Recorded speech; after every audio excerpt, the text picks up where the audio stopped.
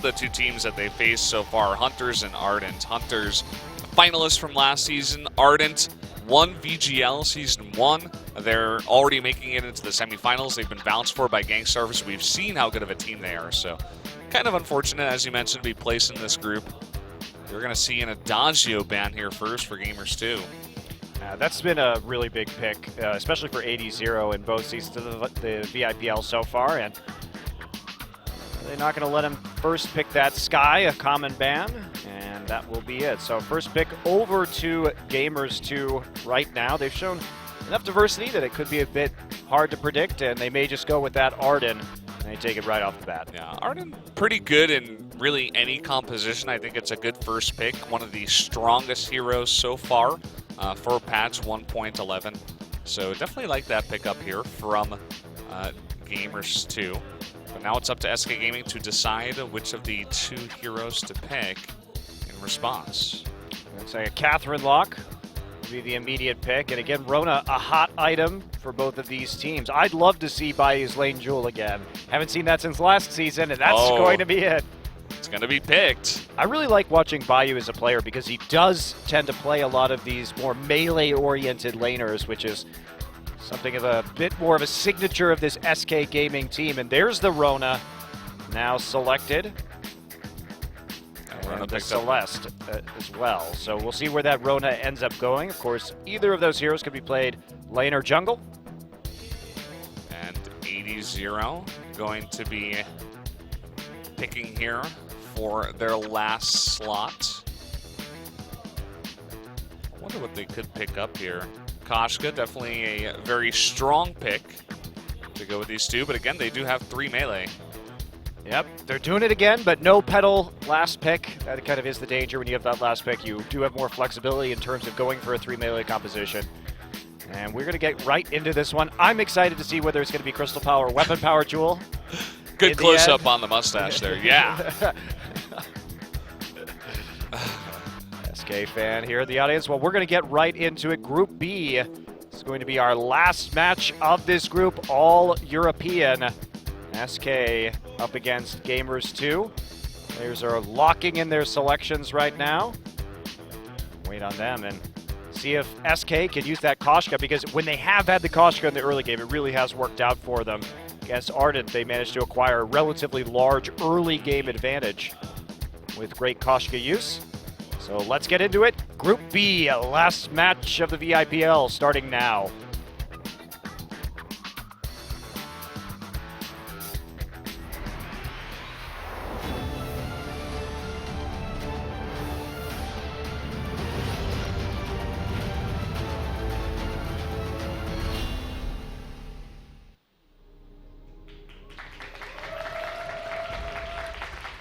SK Gaming versus Gamers 2. Bayou's back on the Jewel.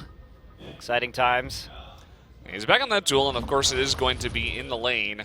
Not sure if he knew we were zoomed in there as he gave us a little Thunderstrike. Thunderstrike, yeah. But yeah, this is going to be very interesting to see. Once again, this is going to be the first time this season that we are seeing that Jewel. Has definitely fallen way out of favor in terms of a high-tier pick. We really always saw that Rona, and they even just gave that up. You know, Rona wasn't banned or picked before. They decided to pick Jewel over Rona. Yeah, definitely interesting. So I'm excited to see what can be done with it, though, because I really like Jewel. She's one of my favorite heroes. And we're going to see an early gank here. Redix is going to get jumped on. Lots of damage going down. Redix pops a heal potion, but takes a huge chunk. Good early gank there. SK moving in. And Gamers 2 a little bit slow to respond. Finally trying to get into the lane here and push it back out. But SK going to have a nice little shop during the interim. Yeah, just putting a bit of pressure onto Redix there, I suppose, saying right from the get-go that they can do a ton of damage. Catherine Koshka, a very nice combination to go for a gank. But which team will be able to keep their EU pride? SK Gaming and Gamers 2 Esports. It's specifically European pride, though. Yeah. Once you lose this game, there's no more European pride left for you. Yeah, you've lost any faith from the EU fans after losing this one, I suppose. Okay, So let me look at the players real quick. Relatively slow early game. Vainglory looks like he will be going for that weapon power jewel. That's what we've seen him play in the past. So I have not seen him play a game with the crystal power jewel. That was more of an Invincible Armada thing from last season. Wine love to, well, we saw it once, I think. Yep. But, oh, Azaflow just gonna face check the brush straight into a chain stun. Wow, nice core collapse, but it's just not enough. And that's the thing about this Catherine Jewel combo is you can set up the Rocket Leap extremely effectively with a Catherine stun. Makes it pretty much a guaranteed hit. It's a great pick composition that SK are running. It's a throwback to, you know, VIPL Season 1 where we saw it a lot of the time. I think we also saw it in some of the invitational games as well. And also Casca, once she hits level 4, there's going to be so much pick on this team, as you were mentioning. Yeah, there you go. I mean, there's not really much you could do to get out of that one. Azaflow also has no combat stats right now, just an Iron Guard contract, so not really the tanky Arden that we know yet. Actually goes for an early Storm Guard this game, so looking for some more clearing power early.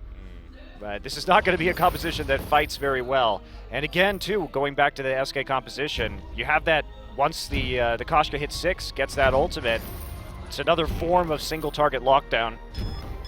Yeah, they're going to be able to lock down 1 or even 2 of the members in any of these team fights, and I don't think they're going to really want to go head-to-head, especially when you have someone like Rona towards that late game. Once she does get farmed up, she's going to want to be in your face, but do see a bunch of damage coming down onto Azaflow here. Well, yeah, there's just no way they can fight this, right? You can see that, of course, with AD, Zero, and Medic picking up a lot of items early in the game, they're being pushed back and kind of bullied around in their own jungle right now. They have no control over the lane either, so it's easy for Jewel to help out with any invades when the wave is pushed that far forward. Try gank here on a Bayou, but Jewel is hard to gank. Yeah, especially when you have only one form of stun and it's not targeted from that Celeste. Also has a delay. So you're pretty much never going to be able to gank a Jewel unless she's going hard for the kill onto Celeste and they can catch her out with a nice counter gank. That's about the only time you can go for it, which is why, you know, Jewel was always an interesting lane pick, because it's kind of like who else is it? Rona, you know, who can go out of the fray, as we were talking about, but in an even better way, I suppose. It's a longer jump.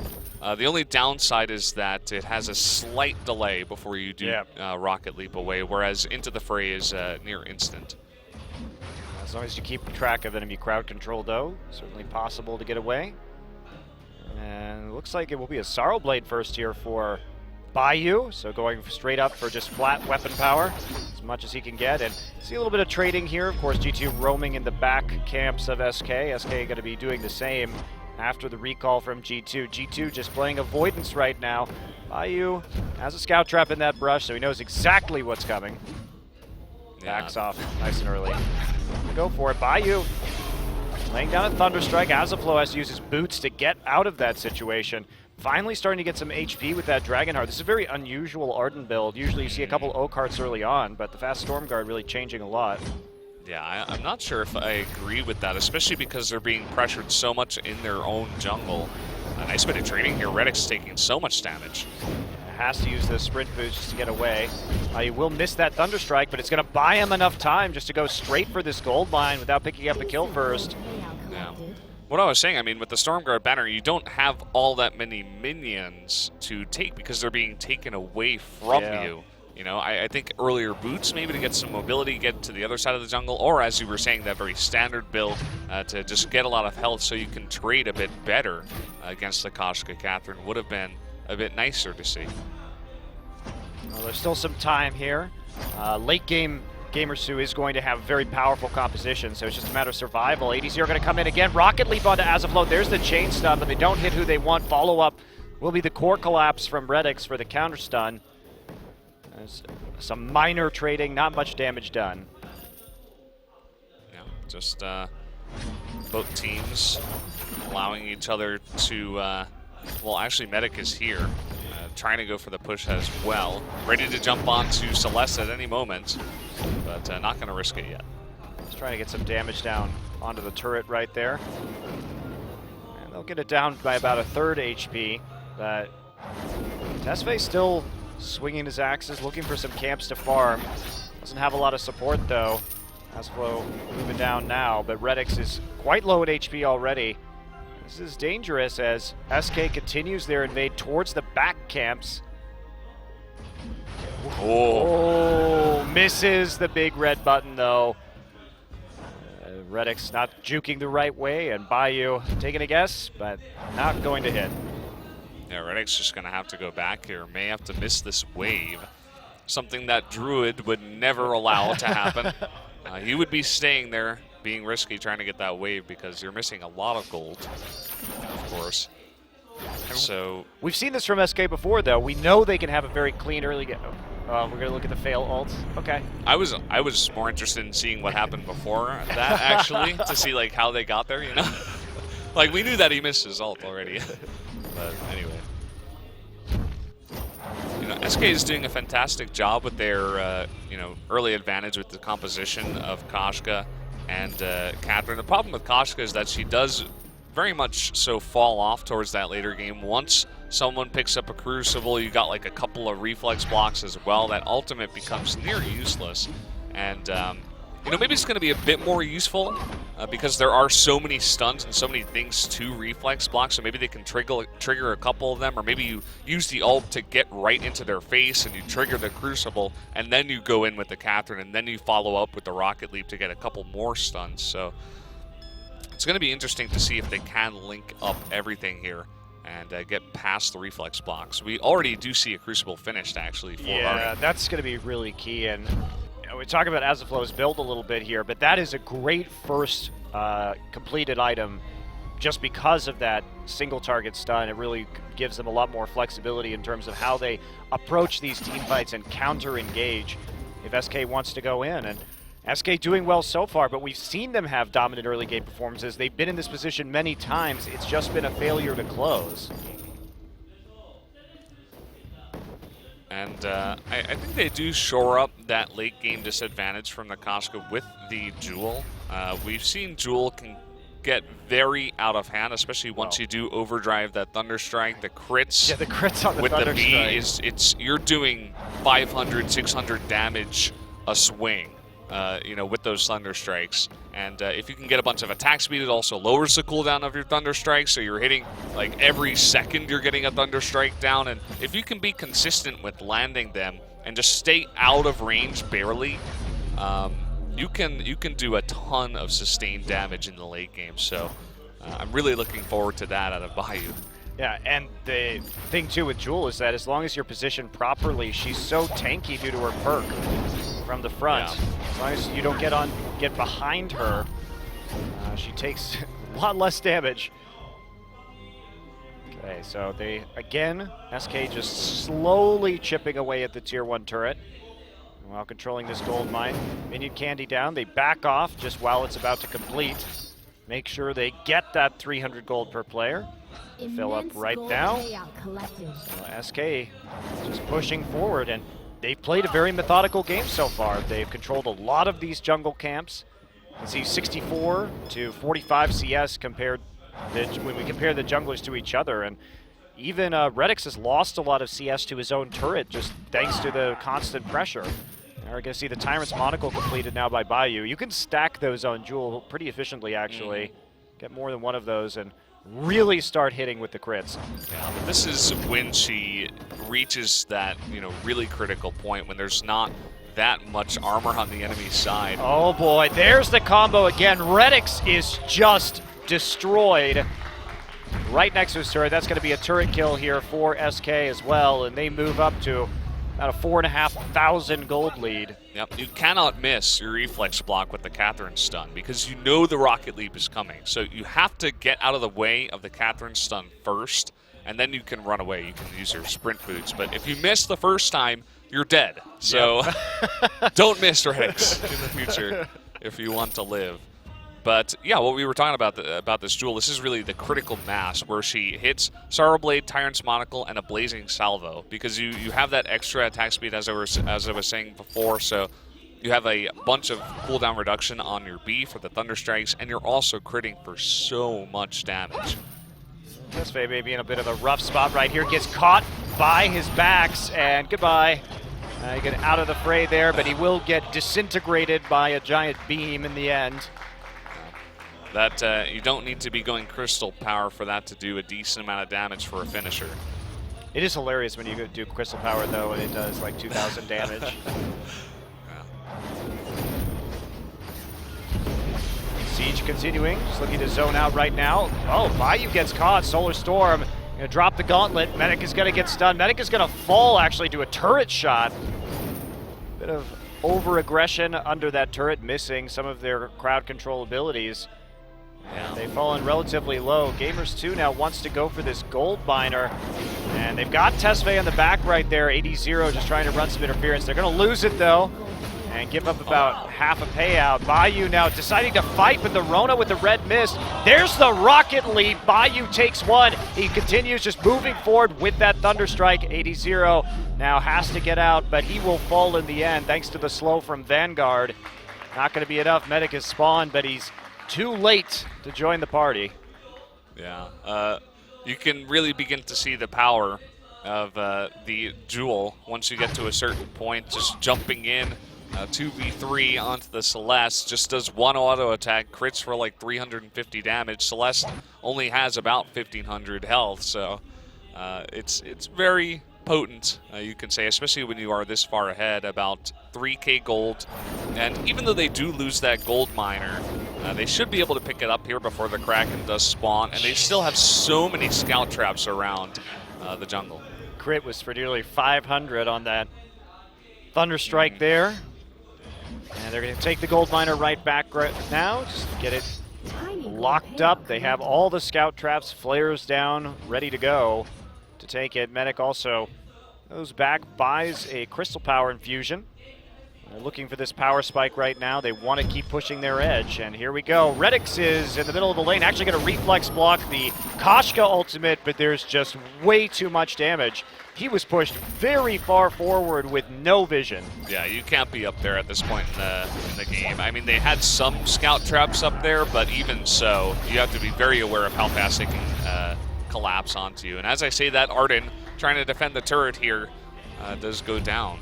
Arden didn't use either the Crucible or the Fountain of Renewal right there. Just accepting his death. Saying, all right, you know, I get it. It's my time. Rocket leap over the wall. As soon as Redix comes back, it lays down a star. So SK is calmly and methodically pushing forward. Had a little bit of a mistake in one of those turret pushes, but they end up getting the tier 2 in the end and expand their lead when all is said and done. Now up by 6k. Yeah, doing a very nice job. And Jewel hitting that critical mass, as I was saying before, decides to go for an Aegis now, just to get a bit more survivability against that Celeste. It can be kind of scary if you do get caught in a gauntlet, let's say, and you can't really rocket leap out of there. And if you get hit by the gauntlet stun or the core collapse stun and you don't have any shield, you are going to be taking a huge amount of damage, and they can burst down by you and essentially take him out of the fight if he doesn't have those defensive stats. So nice pickup there. Yeah, Tesfaye on the side, and here comes all of it, but they're going to get mass stunned by a core collapse. Not going to be enough, though. Tesfaye will get out over the wall. Gauntlet will be dropped, but no one is stunned as they just try and disengage. Nice core collapse, but it doesn't actually net a kill, and they end up dropping quite a few ultimates as a result. We'll lose that first minion mine of the game to SK. Asphalt on the side right now. Bayou hits a 2-man Thunderstrike and then backs off. Yeah, I like these scout traps actually that Gamers 2 does have set up in their own jungle. We were talking about this before. Very unlikely places to be stepped on.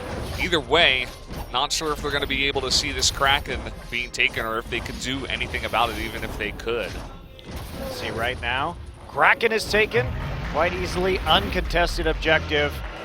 Everyone back to just clear out their own jungle and then move forward, see if they can actually close this game, because this is where SK has tripped up here in the VIPL before.